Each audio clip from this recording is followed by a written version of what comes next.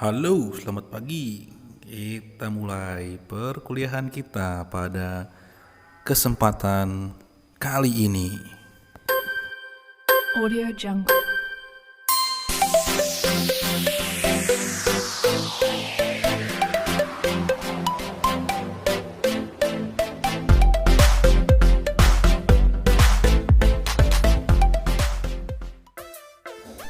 Pada kesempatan kali ini kita akan membahas perkuliahan kita pertemuan kelima, yaitu materi atau mata kuliah administrasi pertandingan olahraga. Materi yang akan kita bahas pada pagi hari ini adalah konsep pertandingan dan jenis-jenis perlombaan. Oke, silahkan disiapkan alat tulisnya, silahkan dipersiapkan modul pembelajarannya. Kita akan memulai perkuliahan kita pada pagi hari ini. Jangan lupa subscribe ya channel saya ini, karena subscribe itu gratis.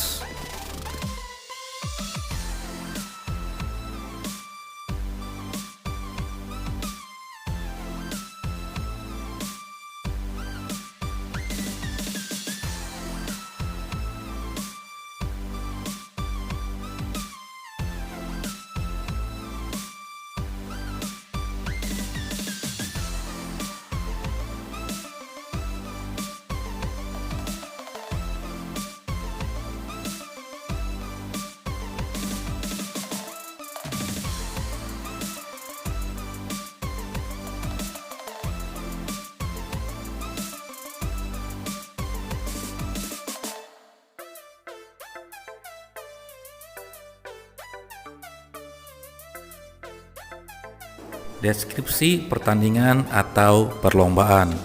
Setiap pertandingan atau perlombaan, baik yang berskala besar maupun kecil, memerlukan pengelolaan yang sebaik-baiknya. Kegiatan penyelenggaraan meliputi tahap perencanaan, pelaksanaan, dan penilaian serta pelaporan.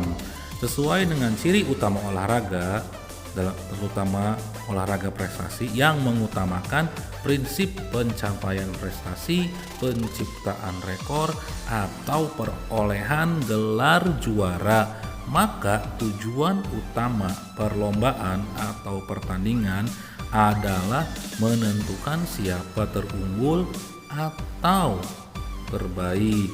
Bersamaan dengan hal itu, tujuan lengkap lainnya seperti pemanduan bakat, pengukuran hasil latihan, atau kesempatan untuk menilai kemajuan aspek yang lebih khas, umpamanya berkenaan dengan keterampilan, kemampuan fisik, atau aspek mental.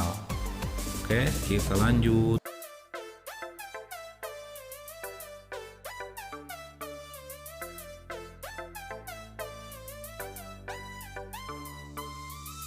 Yang selanjutnya adalah konsep dasar pertandingan. Definisi pertandingan adalah kegiatan cabang olahraga untuk meningkatkan kemampuan prestasinya dalam bentuk kegiatan fisik dan saling berhadap-hadapan. Di antaranya karena aksi kontak fisik secara langsung yang saling menjatuhkan, menyerang, atau memperdaya lawan sesuai dengan peraturan yang berlaku. Jenis lainnya adalah permainan dengan batas permain antar dua lawan atau biasanya disebut menggunakan net ya, seperti bola voli, bulu tangkis, atau olahraga yang tanpa batas seperti sepak bola, bola basket, bola tangan, pencak silat, karate, taekwondo, dan masih banyak lagi olahraga yang langsung adanya body contact atau kontak fisik dalam permainannya. Adapun olahraga yang menggunakan net seperti bola voli, bulu tangkis, tenis meja, tenis lapangan, dan lainnya yang tanpa adanya kontak fisik di antara mereka langsung atau di antara atlet yang bertanding.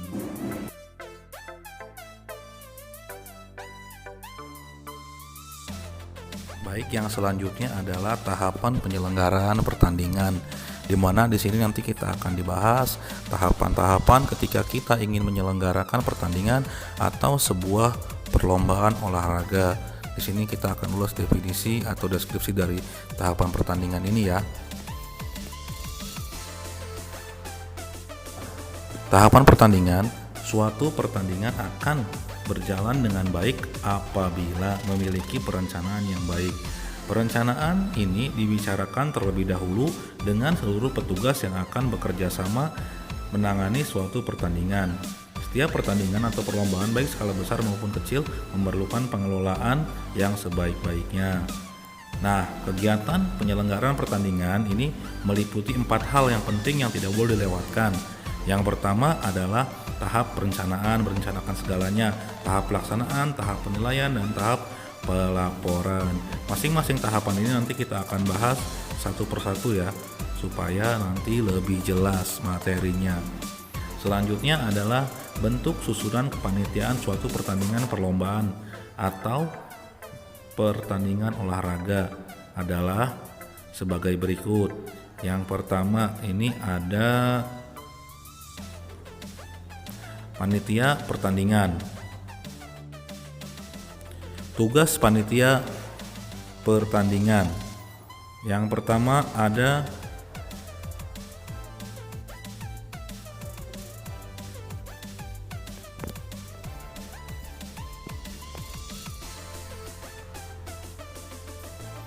ketua pertandingan. Ketua pertandingan ini bertanggung jawab seluruh pelaksanaan pertandingan mulai dari perencanaan, pelaksanaan, dan pembubaran. Jadi dia adalah bertanggung jawab atas semua kegiatan perlombaan atau pertandingan yang diselenggarakan. Selanjutnya nanti kita ada wakil ketua pertandingan. Bertugas membantu semua tugas ketua dan mewakili segala pekerjaan ketua apabila ketua berhalangan untuk hadir dalam kegiatan atau rapat. Jadi di sini jelas ya. Yang selanjutnya ini kita ada sekretaris.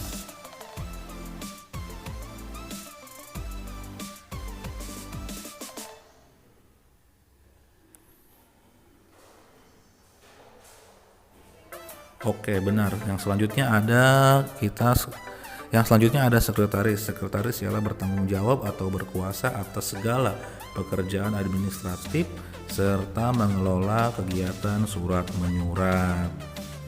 Jadi sekretaris ini urusannya administratif ya, surat, tulisan, dan lain-lain. Yang selanjutnya ada bendahara. Bendahara bertanggung jawab atas keluar masuknya uang dan harus cakap mengatasi segala kepentingan terkait dana demi lancarnya penyelenggaraan kegiatan pertandingan. Jadi bendahara ini harus berhati-hati dan teliti dalam mengelola uang. Selanjutnya ada panitia hakim. Panitia hakim memutuskan segala perselisihan atau pengaduan yang terjadi serta wajib mengawasi kepatuhan peserta terhadap pertandingan atas peraturan-peraturan pertandingan. Ini lebih bersifat ke arah bidang wasit ya. Selanjutnya seksi-seksi. Seksi-seksi ini disesuaikan dengan kebutuhan penyelenggaraan kegiatan. Jadi tidak boleh asal tulis seksi sebanyak mungkin sementara kegiatan tersebut tidak membutuhkan seksi tersebut. Jadi harus disesuaikan. Jangan asal menentukan seksi-seksinya. Selanjutnya ini ada tahap pelaksanaan penyelenggaraan pertandingan. Ini ada 4 tahap ya yang harus kita patuhi, yang harus kita jalankan sebelum melaksanakan atau melangsungkan pertandingan. Yang pertama ada tahap persiapan. Nanti di tahap persiapan ini kita akan bahas ada poinnya A sampai H. Berarti ada sekitar berapa poin tuh? A, B, C, D, E, F, G, H, ada 8 poin. Yang pertama ada menentukan bidang tugas dan struktur organisasi, di mana di sini kita akan menentukan tugas dan struktur organisasi. Luasnya tugas pemimpin pertandingan sangat ditentukan oleh tujuan dan sifat usaha kerjasama. Makin besar sifat penyelenggaraan pertandingan, makin besar pula bagian-bagian yang diurusi dalam organisasi yang dipimpinnya. B. Menentukan tenaga kerja atau staffing. Penentuan tenaga kerja adalah suatu aktivitas memperoleh tenaga kerja yang cakap dalam jumlah yang sesuai dengan pembidangan yang telah ditentukan. Pada proses ini kita menentukan orang yang cakap di bidangnya, jadi nggak sembarangan dalam menentukan proses tersebut. Jadi misalkan dia ahli di bidang keuangan, maka kita tempatkan di posisi bendahara. Apabila dia ahli di urusan surat menyurat serta administrasi, kita tempatkan di sekretaris. Dia sebagai wasit atau technical delegate, maka kita akan masukkan dia di panitia hakim ya, jangan dimasukkan di ketua pelaksana, nanti bisa kacau itu. Oke, selanjutnya C adalah penentuan anggaran.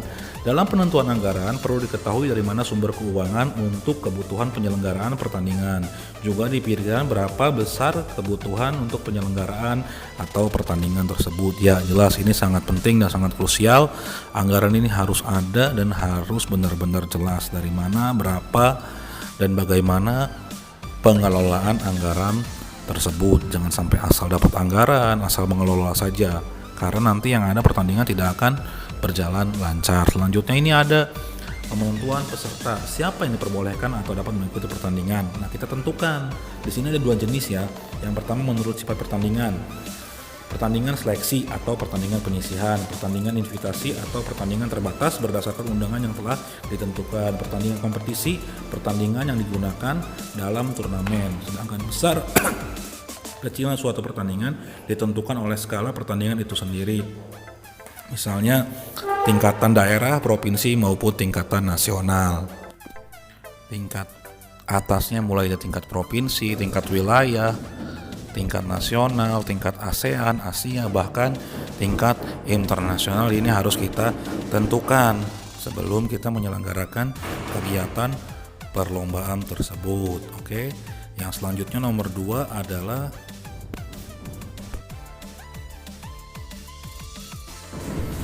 pembatasan peserta. Nah, pembatasan peserta ini ada beberapa kategori ya. Yang pertama terbatas berdasarkan undangan yang telah ditentukan. Yang kedua terbatas sesuai dengan peraturan dan lingkungan daerah tertentu seperti antar perkumpulan. Yang selanjutnya ada pengurus daerah atau Pemda, yaitu POM, Asian Games, Olimpiade dan lain sebagainya. Selanjutnya pertandingan terbuka atau open tournament atau open championship. Sebuah pertandingan dapat diikuti oleh umum.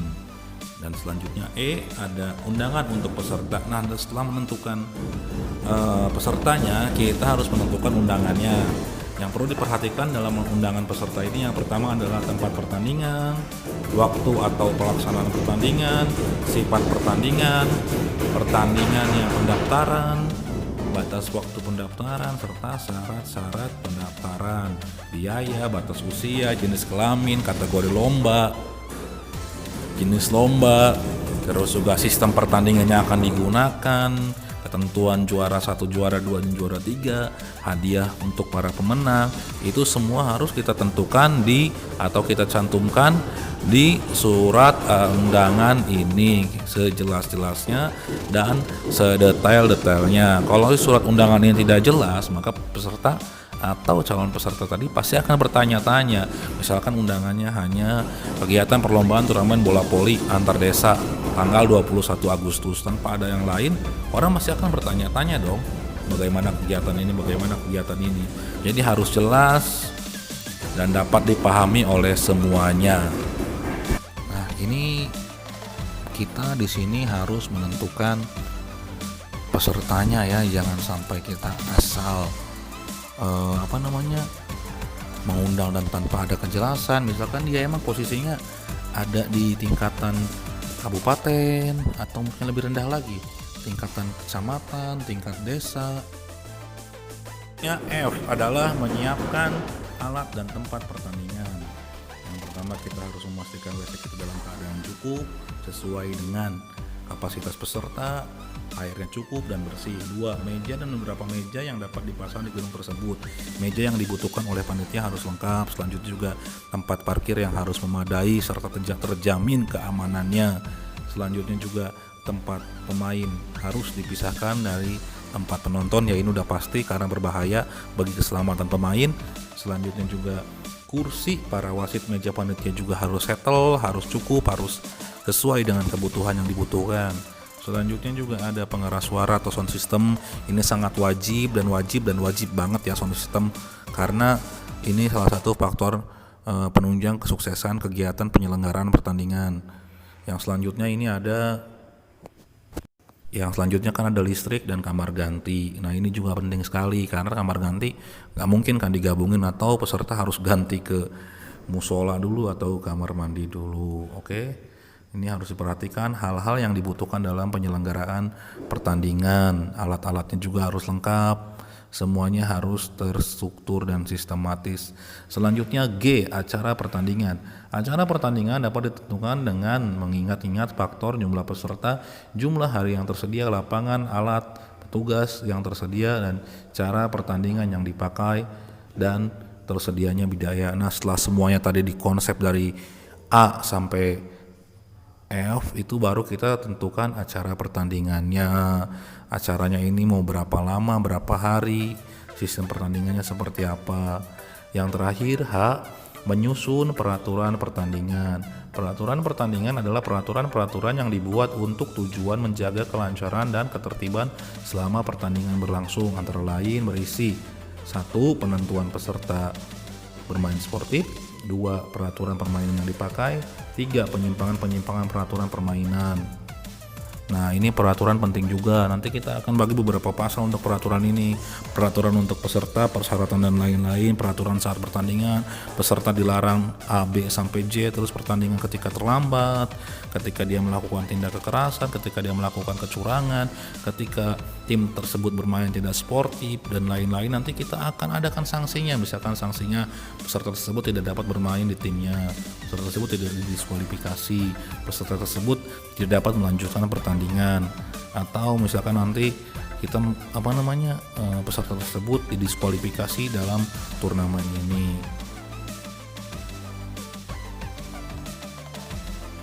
Yang selanjutnya yang tidak kalah penting adalah penyesuaian rules yang dipakai pada perlombaan, yaitu cabang olahraga apa yang kita pertandingkan. Misalkan kita nomor voli, maka kita menggunakan peraturan permainan bola voli, atau kita mengadakan bola basket, kita harus menggunakan peraturan bola basket. Jadinya wajib dan harus sesuai dengan cabang olahraga yang dipertandingkan. Untuk rules pertandingan itu harus sesuai dengan cabang-cabang yang akan kita pertandingan. Tidak boleh tidak sesuai ya, bola voli, bola basket, sepak bola, dan sesuai dengan ketentuan yang berlaku. Jangan asal membuat ketentuan sendiri. Istilah di basket kan ada FIBA Rules 2000, sekarang terbaru FIBA Rules 2018. Oke, begitupun semua di cabang olahraga yang lain.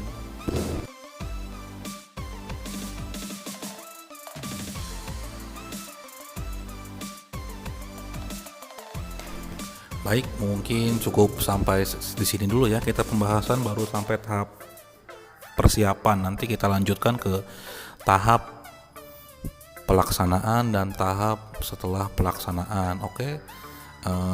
Yang penting-pentingnya sudah disimak kan. Jangan lupa absen di kolom komentar ya, dengan format nama, kelas, dan semester.